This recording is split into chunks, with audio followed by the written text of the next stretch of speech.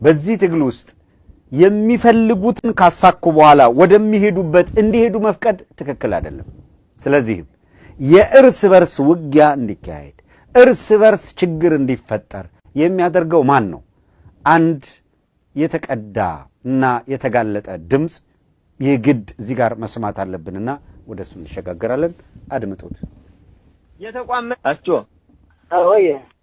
የተቋም መሪ በጎንየሽ ትእዛዝ እየሰጠበን ነው ያለ።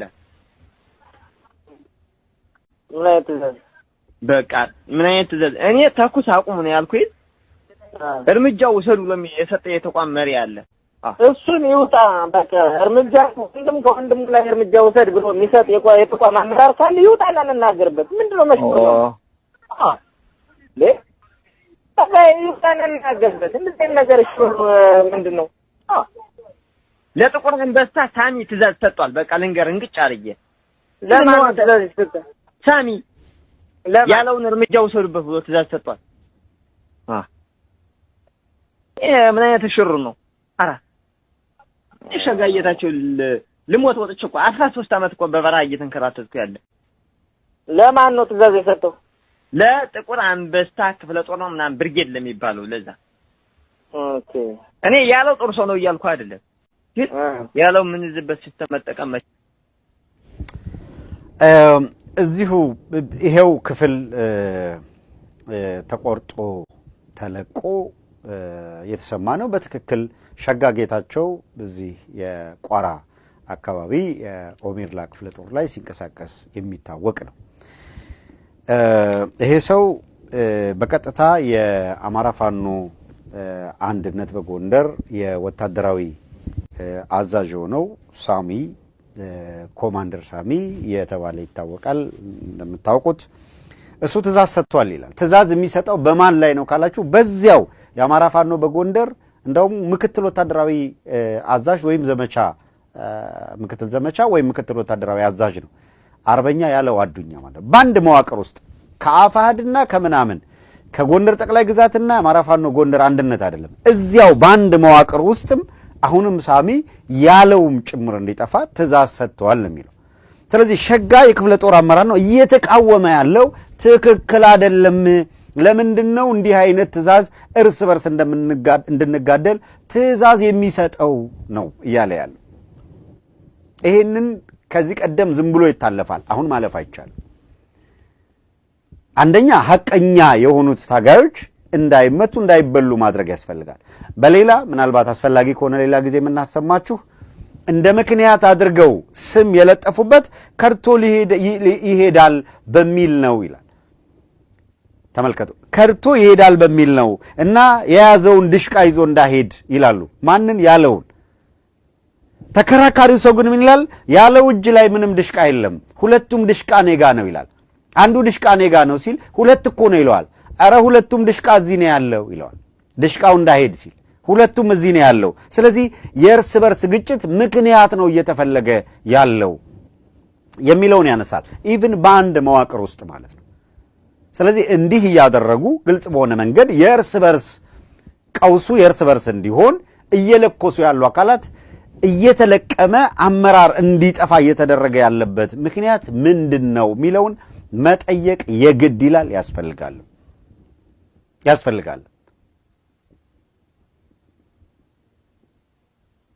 ይሄንን ሁኔታ ከዚህ በላይ እንዲቀጥል ማድረግ አደገኛ ነው። እነዚሁ አካላት በሚያደርጉት እንቅስቃሴ ያለው አዱኛን ብቻ ሳይሆን እንደገና ደግሞ ደረጀ በላይንም ካለበት መንገድ ዘግቶ ለማጥቃትም እንቅስቃሴ የማድረግ ሁኔታም ነበር። እስኪ ሁለተኛዋን ደግሞ እንስማ። እንደዛ ነው ወንድም አለም እና ማታ ነው መረጃው የደረሰኝ። ባይገርም ሐኪም ቤት ሆኜ ነው የደረሰኝ እንደውም እየታከሙ እና ምን ሰራው ስራ የለም ወይ አሁን ታለየልን። በቃ እዚህ በኋላ ጎንደር ሙሉ ዙሪያውን እሱ ይዘዋል። ያው ዝም ብለህ ወይ ምንሻ መሆን ነው ወይ እንቶኔ መሆን ነው። እስኪ አውሩ። አሁን አጥቴ ጋር ነው እንግዲህ የምታውቀው። አሁን እኮ ይሄ አንደኛው በቅርበት ያለው ሜርላ ነው። ሜርላ የሚባል ስማማ በነነሱ ስብሰባ ያለ ነው። ሜርላ ጋር ነው አሁንም ስብሰባ ያለ ነው። ለዛ በእነሱ ችግር እነሱ በቃ ያው ችግር ተፈጥሮ አልፈታም። አሁን እነሱ ጋር ሜራ ጋር አቆንተራ ይወጣል። ጦሩ ችግሩና ይፈታ መልካም ነው። ችግሩ ይፈታ ጥሩ ነው። ቶሎ ፈቱ ግን አሁን እጃችን አለ ላይ ኦሜዲላ ማጥያ ታዶ ብርሃንም እኛም እንደርበት በእጅ ይሄ 400 አንድ ታይል ቢገባ አንደኛ እንትጥቅ ማዝ እንችላለን። እጃችን እናስገባዋለን። ያው አሁን አስቸኳይ የሆነ ትዕዛዝ ያስፈልጋል ከተቋም ይሄ ነገር ይደናው የመጣውን ኃይል ተጠቅመን ትጥቅ ማስወረድ አለበት ለምነት አለኝ እኔ። ነገር ግን ተቋሙ ነው ዋናው ነገርና ከነጎስ ጋር ወራሽ ከነጎስና ከነጋውሩና ይጋራ አድርጉ ተዛውላ ተፈጻሚ ማድረግ ነው። ወንድም አለም አርገና ሰልኮ እንደ ጠቅላይ ቤት ተፈካችሁ ማግኘት አንችልም ወይ ባጃጅ ይባላል ወይ ምንም ማግኘት አንችልም። ለዚህ ጉዳይ ቶሎ በራሳቸው ስልክ ከጨባይ የምናገኛቸው ቢሆን የሆነ ነገር እንትንላለን። ይሄ ዝም ብሎ ታያውን ምንም መታገል አያስፈልግም። ይሄ ቃ ደንብ ያገባ ማለት ሰኛ የመጣ ኃይል ራሱ በመለስ አይችልም። ከዛ ቀጠለ አይ አሁን ዞሮ እስኪ ወደዚህ ወደ ሻሽኪ ሳይገባ መንገዱ የሚዘጋበት ሁኔታ ደግሞ ብዙ ኃይል አብሮት የለም እንደሰማሁት የለም። በጣም በዛ ተብሎ 100 ኃይል ነው ያለ 9 ብሬን ምናምን ስናይፐር 156 15 ማይሞላ የቡድንና ሌላ እንትን ነው መርጦ ያስቀራቸው 100 ናቸው። እነሱን መያዝ እንችላለን።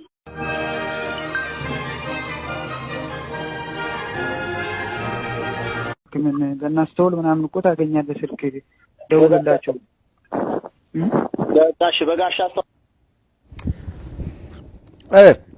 አሳዛኝ ቢሆንም ይሄ የግዴታ መሰማት መጋለጥ ህብረተሰቡ ማወቅ መጠንቀቅ ያለባቸው እዛ መጠንቀቅ አለባቸው። እንዲህ አይነት እንቅስቃሴ የሚያደርጉ አካላት አሁን መንገድ መዘጋት አለበት ትዕዛዝ ምክር ሐሳብ የሚያቀርቡት በማን ላይ ነው?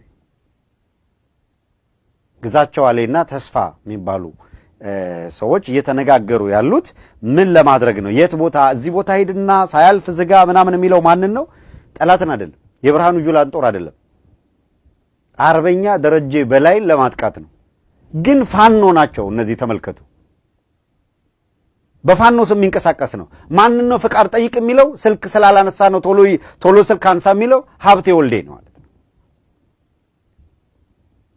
በዚህ ሂደት ውስጥ ሀብቴ ወልዴ ትእዛዝ ሰጠ ወይም ይሄን አደረገ የሚል ምንም ነገር የለም። ግልጽ መሆን አለበት። ምንም ነገር አልተገኘም፣ የለም አላገኘነውም ነው የሚሉት። ግን እሱን አግኝተው ትእዛዝ ለመቀበልና ጥቃት እንዲሰነዘር ለማድረግ የሚል ነው የሚመክሩት። ማን ነው ይሄን እያወሳሰበና በዚህ ትግል ውስጥ ይሄን እያደረገ ያለው?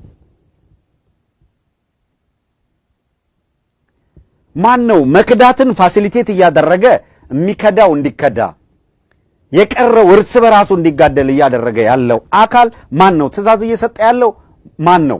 ህብረተሰቡ ይሄንን ማወቅ፣ መረዳት፣ ማንጠር፣ እውነታውን በውል መለየት ይገባዋል። ይሄ ሳይሆን ቀርቶ ጀግና ካጣህ በኋላ እዛ እንቧከረዩ ማለት አይጠቅምም። በጣም የሚገርመውን ነገር እዩ። ይሄ ዕቃ ይላል። ዕቃ የሚለው መሳሪያ ነው ወይም የሆነ ነገር ነው ተብሎ ይታሰብ። ይሄ ዕቃ ደንቢያ የሚገባ ከሆነ ይላል። ከዛ ምንድን ነው የሚለው? እንግዲህ ጎንደር ዙሪያውም ጠቅላላ በሱ እጅ ይገባል ይላል። በማን? በአርበኛ ደረጃ ወይም በጎንደር ጠቅላይ ግዛት እዝ ስር ገባ ማለት ነው። አጠቃላይ እሱ እጅ ከገባ የኛ ጣፈንታ ምንድን ነው ይላል። አይ በቃ ሁሉ ነገር እሱ እጅ ላይ ከገባ ያለን አማራጭ ያው ሚሊሻ መሆን፣ በቃ ሚሊሻ ብቻ ሆነን ነው እኮ የምንቀረው ይላል። እነ ደረጀን አጥቅቶ ከፍ ባለ ስልጣን ሊደራደር ነው የሚፈልገው ማለት ነው። አጥፍቶ ቦታውን ተቆጣጥሮ ከፍ ያለ ኃላፊነት፣ ከፍ ያለ ገንዘብ፣ እንግዲህ ጥሩ ሱፍ እንደ ጸዳሉ ይጠብቃል ማለት ነው። ለዚያ ደግሞ ልክ አርበኛ ከፍ ያለው ደሴ መስዋዕት እንደሆነው ደረጀ በላይንም መስዋዕት ለማድረግ ነው ጥረት እየተደረገ ያለው። ምን ለማድረግ? እጅ መንሻ ለማቅረብ። ይሄንን ካላደረግን ግን ይላል እሱ ሙሉ በሙሉ ከተቆጣጠረው ግን ይላል ሚሊሻ ሆነን ቀረን። አያችሁ፣ ከተቆጣጠረው የኛ ጣፈንታ ምን ይሆናል? ይሄ ምናምን አይደለም የሚለው ሚሊሻ ነው የምንሆነው ይላል። ስለዚህ ትግሉ ምንድነው? ከሚሊሻ ከፍ ያለ ነገር ማግኘት ነው ህልማቸው። that's it።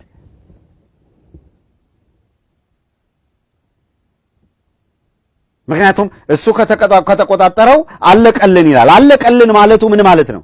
ሚሊሻ እንሆናለን ይላል።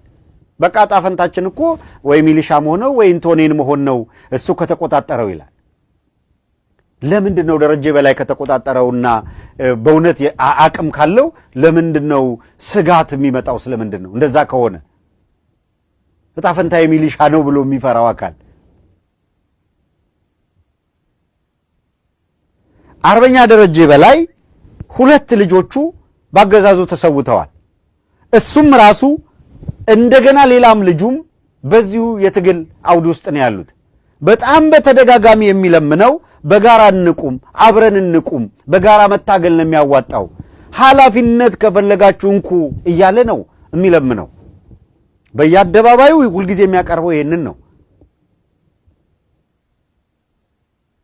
ታዲያ ደንቢያ ሳይገባ ቶሎ እናስቀረው እያለ የሚመክረው አካል ያለውንም ገሎ ከዛው ከራሱ መዋቅር ከአማራ ፋኖ አንድነት በጎንደር ውስጥ ያለውን ለማጥፋት እየሰራ ያለ፣ ከጎንደር ጠቅላይ ግዛትስ ደረጀን ለማጥፋት እየሰራ ያለ ለማን ነው እየሰራ ያለው? ለአማራ ልትሉን ነው?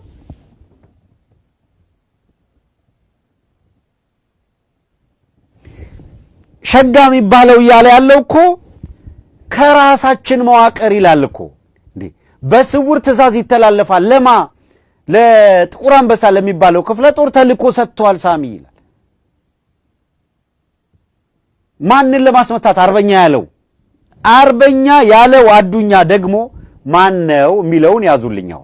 በቅርቡ አርበኛ ዘመነ ምህረት ቃለ ምልልስ አድርጓል። እዚሁ አርበኛ ዘመነ ምህረት ቃለ ምልልስ እናደርግ አገዛዙ የብርሃኑ ጁላ ጦር ምን ብሎ ነበር? እዩ ብቻ እውነታው ምን እንደሆነ ተመልከቱ፣ አዳምጡ። በቅን ልቦና የትኛውም ጥግ ላይ ሳትቆሙ እውነታውን ብቻ አዳምጡ። we have no any intention የከሌማን ነው ከአንዳቸውም ጋር ምንም ማንንም የታቃል በምን እንገናኛለን? ከእውነት ጋር ግን መቆም አለብን። ይሄንን ትግል የእውነት በሐቀኝነት ማየት ያስፈልጋል። ሐቁ የት ጋር ነው የሚለውን በዚሁ ሳምንት ማለት ባለፈው ሳምንት ሐሙስ አርብ actors, we can make you believe we know what we're doing, when in fact, we do not.